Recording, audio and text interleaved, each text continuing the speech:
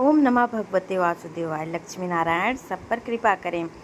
आज इंदिरा एकादशी है। सभी हाथ जोड़कर कथा सुने, जिससे कल्याण होगा और मोक्ष की प्राप्ति होगी। पितर भी प्रसन्न रहेंगे। युधिष्ठिर ने भगवान मधुसूदन से पूछा कि कृपा करके मुझे यह बताएं कि अश्विन मास के कृष्ण पक्ष में कौन सी एकादशी होती है। तो भगवान श्री कृष्ण बोलते हैं कि अश्विन मास के कृष्ण पक्ष में इंदिरा नामक एकादशी होती है। इसके व्रत के प्रभाव से बड़े बड़े पापों का नाश किया जा सकता है। नीच योनि में पड़े हुए पितरों को भी एकादशी सद्गति प्रदान करते हैं। इसकी कथा सुनने मात्र से ही कल्याण होता है। तो सभी हाथ जोड़कर कथा सुने। कहते हैं कि सतयुग में इंद्रसेन नाम से विख्यात राजा थे।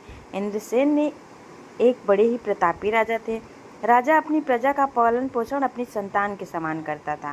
राजा के राज में किसी को भी किसी प्रकार की कमी नहीं थी। राजा भगवान विष्णु के परम उपासक थे।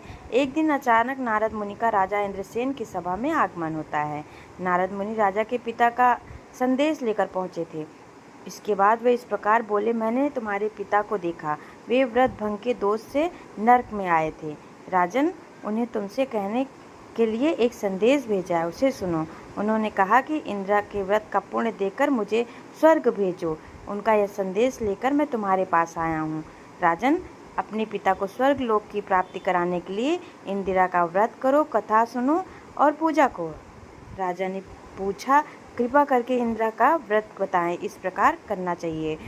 नारद जी ने कहा, अश्विन मास के कृष्ण पक्ष में दशमी के उत्तम दिन को प्रातःकाल स्नान करके, फिर मध्य में स्नान करके एकाग्रचित होकर एक समय भोजन करें और रात्रि में भूमि पर सोएं।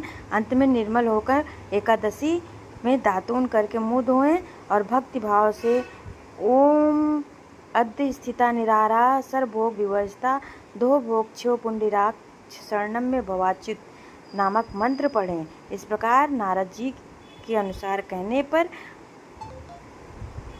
राजा ने इसका नियम किया और शालिग्राम प्रसन्न हुए। राजा ने व्रत करके ब्राह्मणों को भोजन, अन्न आदि का दान किया। इस प्रकार उनके पिता को मोक्ष प्राप्त हुआ और बाद में राजा को स्वयं प्राप्त हुआ। तो ये कथा यहीं पर